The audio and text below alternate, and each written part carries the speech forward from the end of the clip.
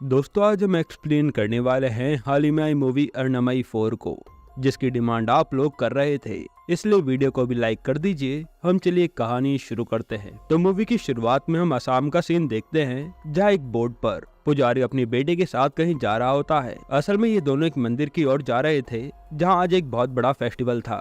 तब पुजारी की बेटी अपने पापा से पूछती है कि हर साल ये फेस्टिवल क्यों लगाया जाता है, जिस पर पुजारी बताता है कि कई साल पहले इस गांव में एक बाघ नाम की बुरी शक्ति रहती थी, जो पानी और जमीन दोनों पर रह सकती है और वो किसी भी इंसान को मारकर उसका रूप ले सकती है। इसके बाद कुछ बड़े पुजारियों ने मिलकर करीब 100 साल पहले उस बाघ को कुछ रीति रिवाजों के साथ कैद कर दिया था, जिसके कारण ये फेस्टिवल रखा जाता है। तभी बातों के दौरान लड़की का हाथ कट जाता है, जिससे खून बह रहा था, और उसी समय पुजारी का चप्पू एक जगह अटक कर टूट जाता है। और हम देखते हैं कि ये तो वही जगह है जहाँ पर बाघ को कैद किया गया था, और अब चप्पू लगने के कारण वो ढक्कन टूट गया, जिसमें से बाघ बाहर निकल आया। वहीं पुजारी की बेटी का खून पानी में भी गिरा था, जिसके कारण बाघ सीधा पुजारी की बेटी पर अटैक करता है। और अगले ही पल हम देखते हैं कि पुजारी की बेटी तो पानी से मछली निकाल कर खा रही है, जो देखकर पुजारी उसे ऐसा करने से मना करता है। तभी पुजारी की नजर उसकी बेटी की लाश पर पड़ती है, जो पानी में बह रही थी, और पुजारी समझ जाता है कि ये सामने जो उसकी बेटी बैठी है वो बाघ है, जिसने लड़की का रूप ले लिया। अब ये बाघ पुजारी पर भी हमला करता है, पर उसी समय मंदिर में देवी की पूजा हो रही थी, जिससे बाघ थोड़ा कमजोर पड़ गया था। तब पंडित जी पवित्र जल छिड़क कर उस बाघ की आत्मा को एक लोटे में कैद कर लेते हैं। इस पर बाघ तड़पने लगता है कि मेरी आत्मा को छोड़ दो, पर यहाँ पुजारी कहते हैं कि तूने मेरी बेटी को मारा है, अब से तू ऐसे ही हमेशा के लिए मेरी बेटी बनकर रहेगा। अब बाघ की आत्मा जिसके पास होती है, बाघ उसकी हर बात मानता है, इसलिए बाघ को पुजारी की बात माननी पड़ती है। हालांकि बाघ पुजारी पर काफी गुस्सा था। फिर पुजारी बाघ को अपने घर अपनी बेटी की तरह ही लाता है, और अपनी बीवी को भी नहीं बताता कि ये उनकी बेटी नहीं बाघ है, ताकि उसकी बीवी को दुख ना हो। अब अगले सीन में हम श्रवण नाम के एक आदमी को देखते हैं, जो कि एडवोकेट है, और वो लोगों की मदद भी करता रहता है, लेकिन उसका काम ज्यादा अच्छा नहीं चल रहा। इसके बाद हमें शेल्वी नाम की लड़की को दिखाते हैं, जो कि श्रवण की बहन है, और ये 10 साल पहले श्रवण के घर से चली गई थी, क्योंकि इसे एक लड़के से प्यार था, जहाँ इन्होंने जाकर श्रवण की मर्जी के बिना शादी कर ली थी। पर श्रवण अपनी बहन के जाने के बाद भी उसे आज भी याद करता है। खैर यहाँ शेल्वी शादी के बाद अपने परिवार के साथ काफी खुश रहती है, और शेल्वी के परिवार में उसका पति, उसकी एक बेटी शक्ति और एक बेटा है, जिसका नाम उन्होंने श्रवण ही रखा है, क्योंकि शेल्वी को भी अपने भाई की याद आती है, पर वो 10 साल से उससे मिलने नहीं गई। अब एक दिन शेल्वी का पति जॉगिंग करने निकलता है, तो उसे रास्ते में प्रेसिडेंट का बेटा मिलता है, जो अपने कैमरे में नेचर की रिकॉर्डिंग करता था, और उससे हाय हेलो करने के बाद शेल्वी का पति आगे बढ़ जाता है। फिर वहाँ से थोड़ा आगे आने के बाद शेल्वी के पति को धुआं दिखता है, और उसी धुएं से एक हाथ आकर उसे मार डालता है। फिर अगले सीन में वही आत्मा शेल्वी के पति का रूप लेकर वापस अपने घर लौट आता है, और हम समझ पाते हैं कि ये काम जरूर बाघ का है। तो अब शेल्वी का पति अंदर आते ही अपने बच्चों के बारे में पूछता है, खासकर शक्ति के बारे में, जिस पर शेल्वी हंस के बाद टाल देती है कि ये जरूर मजाक कर रहे होंगे। पर तभी गांव के कुछ लोग उसे बुलाने आते हैं, और शेल्वी जल्दी से उनके साथ चल देती है। थोड़ी देर में रवि रिकॉर्डिंग करते हुए शेल्वी के घर के पास आता है, और वहाँ कुत्ता भौंके जा रहा था, इसलिए रवि अंदर देखने जाता है, तो वहाँ कुएं के पास तो शेल्वी की बेटी शक्ति बेहोश पड़ी थी, जिसके सर पर चोट थी। वहीं रवि कुएं में देखता है कि शेल्वी तो फांसी लगाकर मर चुकी है। लेकिन अब यहाँ सोचने वाली बात तो ये थी कि गाँव वाले तो शेल्वी को अपने साथ लेकर गए थे, क्योंकि उन्हें शेल्वी के पति की लाश मिली थी, पर यहाँ तो असली शेल्वी फांसी लगाकर मर चुकी है। इसका मतलब है कि बाघ ने शेल्वी को भी मार दिया, और वही शेल्वी के रूप में वहाँ गया है। इसके बाद ये खबर श्रवण को मिल जाती है कि उसकी बहन और उसका पति मर चुका है, जो सुनते ही वो तुरंत अपनी आंटी के साथ शेल्वी के गांव आता है। यहाँ पहुंचकर गांव वाले कहते हैं कि हमें तो आपके बारे में पता ही नहीं था, इसलिए हम सब गांव वालों ने मिलकर ही शेल्वी और उसके पति की क्रिया कर दी। यहीं पर श्रवण को शेल्वी के पति के काम के बारे में भी पता चलता है कि वो रियल एस्टेट में पुराने घरों को रिकंस्ट्रक्ट करके अच्छे दाम में बेचता था। इसी तरह से शेल्वी के पति ने जिस घर में वो रह रहा था उसे भी बेचने का सोचा था, क्योंकि उसके सर पर थोड़ा कर्जा हो गया था, और वो उसका एडवांस भी एक आदमी से ले चुका था। अब वो नहीं है, तो उसके बिहाफ पर ये डील श्रवण को ही करनी होगी, इसलिए अब डील होने तक श्रवण को इसी गांव में रुकना पड़ता है। इसके बाद हम देखते हैं कि शक्ति तो अभी भी कोमा में पड़ी है,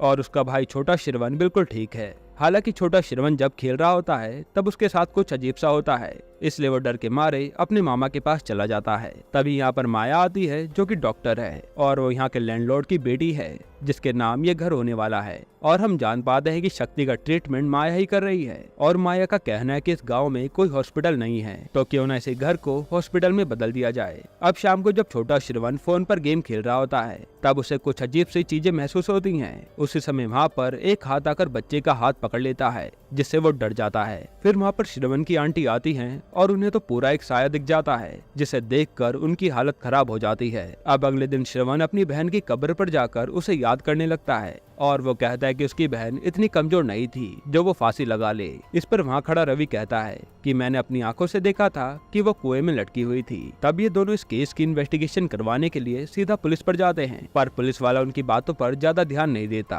क्योंकि गांव में जल्द ही 10 साल बाद एक मेला आयोजित हो रहा था और उसी की सिक्योरिटी में वो बिजी था, क्योंकि इस मेले में दूर दूर से लोग आते हैं। अब श्रवण कहता है कि वह खुद ही पता लगाएगा कि शेल्वी की जान किसने ली है। तब रवि उसे अपने कैमरे की फुटेज दिखाने लगता है, जिसमें शेल्वी के पति की मौत के टाइम की वीडियो थी। साथ ही रवि श्रवण को ये भी बताता है कि मैंने आपकी बहन को कुछ गांव वालों के साथ जाते हुए देखा था, लेकिन जब मैं उस कुत्ते की आवाज के पीछे गया तो वहाँ पर आपकी बहन ही लटकी हुई थी, जो कि काफी अजीब बात थी। खैर, अब जब श्रवण रवि के कैमरे में देख रहा होता है तो उसे एक फुटेज में एक स्वामी जी नजर आते हैं, जो शायद शेल्वी के पति को ही फॉलो कर रहे थे।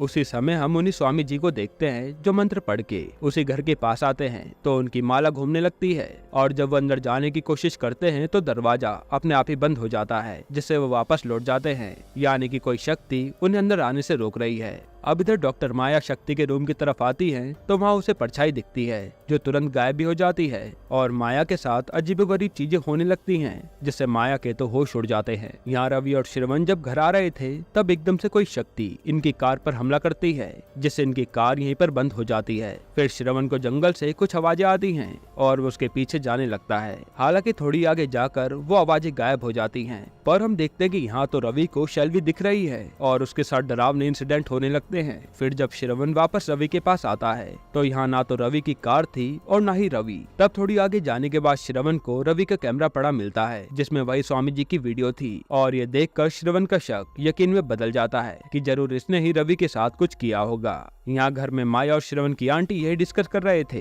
कि इस घर में कोई भूत है, पर ये दोनों चुप रहने का फैसला करते हैं, क्योंकि अगर ये सच्चाई बाहर आ गई तो माया इस जगह पर हॉस्पिटल नहीं बना पाएगी। अब इसके बाद माया श्रवण को लेकर उस गाँव के सबसे बड़े फेस्टिवल में आती है, जो 2 दिन बाद शुरू होने वाला था, और यहाँ माता की बड़ी सी मूर्ति बनाई गई थी और ठीक उसी के सामने एक असुर की भी मूर्ति थी, जिसपे फेस्टिवल वाले दिन माता वार करेंगी। यहाँ इनकी बातों से हमें ये भी पता चलता है कि इस मेले में भारत के कोने कोने से लोग शामिल होने आते हैं, क्योंकि ये बहुत पवित्र फेस्टिवल है। वही हम कुछ पुजारियों को भी देखते हैं जो मेले के लिए ही आए थे, और उन्हीं में हमें वही पुजारी दिखता है जिसने मूवी की स्टार्टिंग में बाघ को कैद कर लिया था। अब जब ये पुजारी मंदिर में जाने लगता है तो मंदिर के ऊपर देखकर इसके होश उड़ जाते हैं और वो यहाँ से भाग निकलता है। अब इसने ऐसा क्या देख लिया था वो हमें आगे पता चलेगा। इधर हम श्रवण को देखते हैं जो कहीं जा रहा था। तब उसे जंगल में रवि की कार दिखती है जो पेड़ से ठुकी थी और उसी पेड़ पर रवि की लाश भी पड़ी थी, जिसे देखते ही श्रवण पुलिस को बुला लेता है और प्रेसिडेंट अपने बेटे की मौत पर बहुत रोते हैं, क्योंकि 2 दिन बाद तो उसका बर्थडे था और उससे पहले ही वो ये दुनिया छोड़कर चला गया।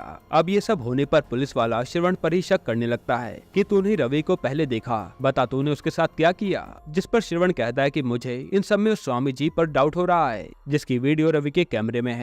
तभी श्रवण की नजर वहीं खड़े स्वामी जी पर पड़ती है, जो इन पर दूर से नजर रख रहा था, इसलिए वह जल्दी से स्वामी जी के पीछे जाता है, पर स्वामी जी तब तक वहाँ से भाग गए थे। फिर जब ये सब थोड़ा आगे जाते हैं तो इन्हें स्वामी जी का एक खुफिया अड्डा मिलता है, जिसमें कई तरह के रिचुअल हो रखे थे और वहाँ रवि, शेल्वी और शेल्वी के पति की फोटोज पड़ी थी, जो ये साबित करता था कि स्वामी जी इन सब कत्लों से जुड़े हैं। साथ ही श्रवण को वहाँ पर शक्ति की भी फोटो मिलती है, जिससे उसे लगता है कि अब शक्ति की जान को भी खतरा है। हालांकि ये सब देखकर पुलिस वाले भी श्रवण की बात मान लेते हैं कि स्वामी जी ही इन सब मौत के पीछे हैं। वहीं हम स्वामी जी को देखते हैं जो एक पेड़ पर थे और उनके हाथ में उसी पुलिस वाले की फोटो थी। इधर छोटा श्रवण जब अकेला था तब उसके साथ डरावने इंसिडेंट हो रहे थे और हमें एक साया भी दिखता है। तभी वहाँ श्रवण आता है और सब नॉर्मल हो जाता है। फिर श्रवण को वहाँ शेल्वी की एल्बम दिखती है, जिसमें श्रवण जब शक्ति की बर्थडे की फोटो देखता है तो उसको कुछ समझ आता है और वो सीधा जाकर गांव के लोगों के सर्टिफिकेट चेक करने लगता है, जिसमें उसे कुछ क्लू मिलते हैं। और ये देखकर वो सीधा माया को कॉल करके कहता है कि जाकर शक्ति की बॉडी पर चेक करो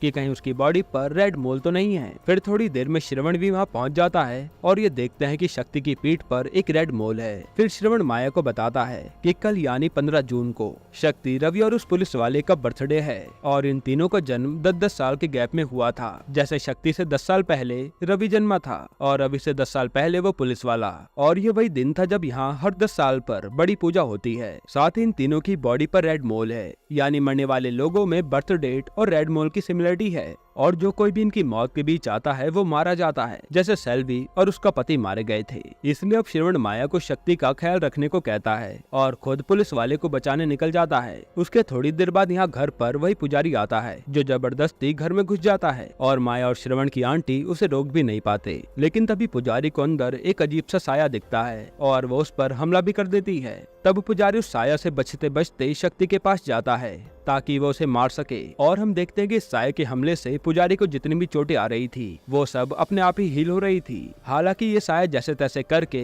उस पुजारी को घर से बाहर निकाल ही देती है और ये पुजारी जाते हुए इनसे कहता है कि इस घर को आज ही खाली कर दो वरना तुम सब मारे जाओगे। जो देखकर माया और श्रवण की आंटी काफी डर गई थी। इधर श्रवण पुलिस वाले को ढूंढता हुआ जंगल में पहुंच गया था। तभी उसे वहाँ वही स्वामी जी दिखते हैं जो पुलिस वाले पर रिचुअल कर रहे थे और ये देखकर श्रवण स्वामी जी से भिड़ जाता है। अब जब ये दोनों लड़ ही रहे होते हैं तो पुलिस वाले की बॉडी अपने आप हवा में जाती है और फिर वो तुरंत गिरकर मर जाता है। जिस पर स्वामी जी श्रवण से कहते हैं कि तुमने रिचुअल खराब करके सब कुछ बिगाड़ दिया। मैं तो इस पुलिस वाले को बचा रहा था उस बाघ से। यानी अब तक स्वामी जी उन सब मरने वाले लोगों को ही बचाने के लिए उनका पीछा कर रहे थे। अब ऐसा क्यों वो हमें आगे पता चलेगा। उसी समय हम दूसरी साइड शक्ति को देखते हैं जो अब कोमा से बाहर आ गई थी। इसके बाद यहाँ पुलिस वाले उस असम वाले पुजारी के घर जाते हैं तो देखते कि यहाँ तो वो पुजारी और उसकी बीवी की लाश पड़ी थी। यानी जो पुजारी शक्ति को मारने गया था वो शायद बाघ ही था। फिर हम देखते हैं कि पुलिस वालों ने स्वामी जी को भी पकड़ रखा है और आज स्वामी जी सब कुछ बताते हैं। असल में वो असम से हैं जिनके परिवार वालों ने ही मिलकर उस बाघ को कैद किया था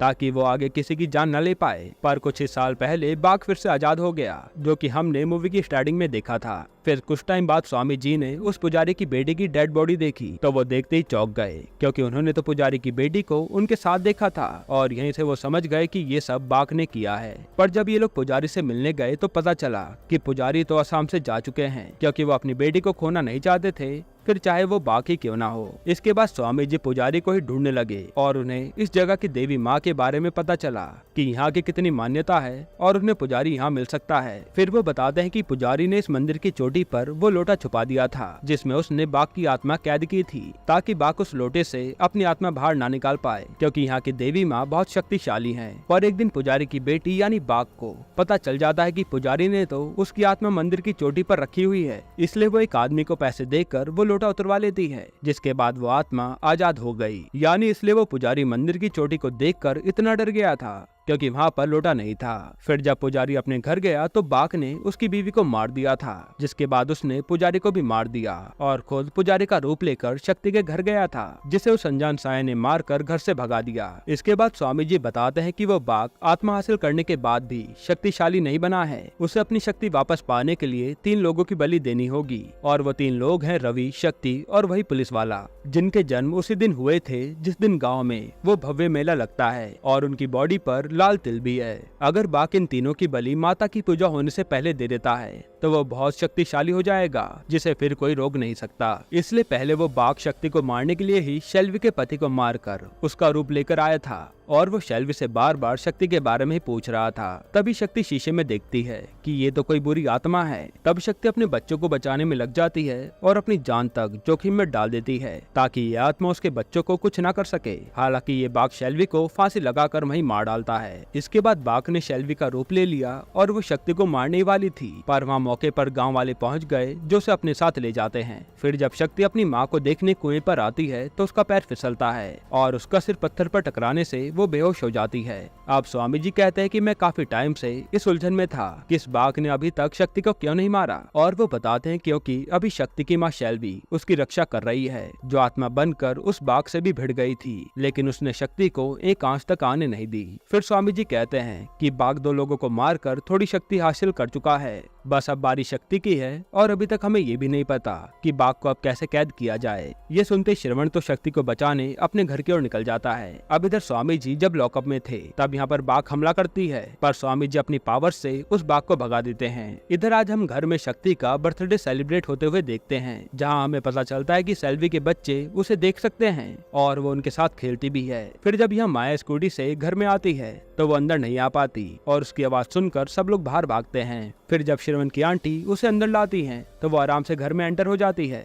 पर जैसे ये लोग स्कूटी को अंदर लाते हैं तो वो स्कूटी अंदर नहीं आ पा रही थी। तब श्रवण देखता है कि माया के कोट पर एक खून लगा है जो कि बाघ का खून था, इसलिए सेल्वी की आत्मा उसे अंदर आने नहीं दे रही थी। असल में माया पुलिस स्टेशन में सबकी मरहम पट्टी करके आई थी, क्योंकि वहाँ बाघ का हमला हुआ था और इससे ये लोग समझ जाते हैं कि बाघ अभी भागा नहीं है, बल्कि वो तो अब किसी और को मारकर उसका रूप ले चुका है। ये जानते ही श्रवण सीधा उस प्रेसिडेंट से मिलने जाता है और यहाँ उसे प्रेसिडेंट की कार में स्वामी जी की लाश मिलती है, जो देखकर श्रवण समझ जाता है कि अब बाघ ने स्वामी जी को मारकर उसका रूप ले लिया। तब हमें पता चलता है कि जब स्वामी जी बाघ से लड़ रहे थे तो उसने उन्हें मारकर उसका रूप ले लिया था। फिर हम स्वामी जी यानी बाघ को देखते हैं जो सेल्वी की कब्र के पास पहुंच गया था और वो कुछ आदमियों से सेल्वी की बॉडी बाहर निकलवाता है। असल में बाघ का प्लान था कि वो सेल्वी की बॉडी को जलाकर उसका संस्कार कर देगा, जिससे उसकी आत्मा को मुक्ति मिलेगी और वो आराम से शक्ति को मार पाएगा। इसके बाद बाघ मंत्र पढ़ता है और यहाँ सेल्वी जो अपने बच्चों के साथ खेल रही थी उसकी आत्मा वहाँ खींची चली आती है। फिर यहाँ सेल्वी की आत्मा आते ही बाघ से लड़ने लगती है और इन दोनों के बीच भयंकर फाइट होती है, पर ये बाघ कुछ बुरी शक्तियों की मदद से सेल्वी को हरा देता है और फिर सेल्वी की आत्मा को उसकी बॉडी में डालकर उसे जला भी देता है, जिससे उसकी आत्मा यहाँ से चली जाती है।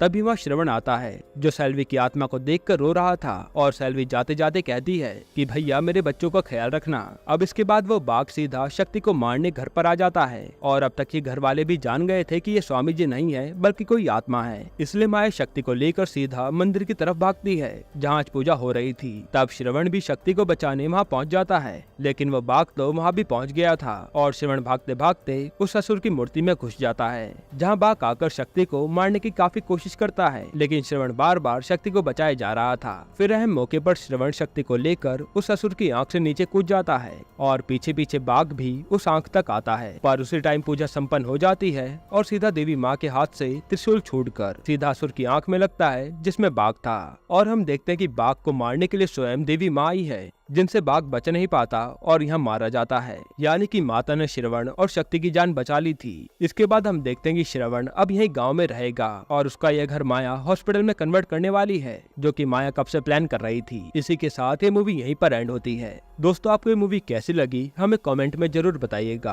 और इसके अलावा आप कौन सी मूवी का एक्सप्लेनेशन देखना चाहते हैं वो भी कमेंट में बताइएगा। बाकी अगर आपको हाल ही में आई एक कमाल की वेब सीरीज देखनी है तो आप ये वीडियो देख लीजिए।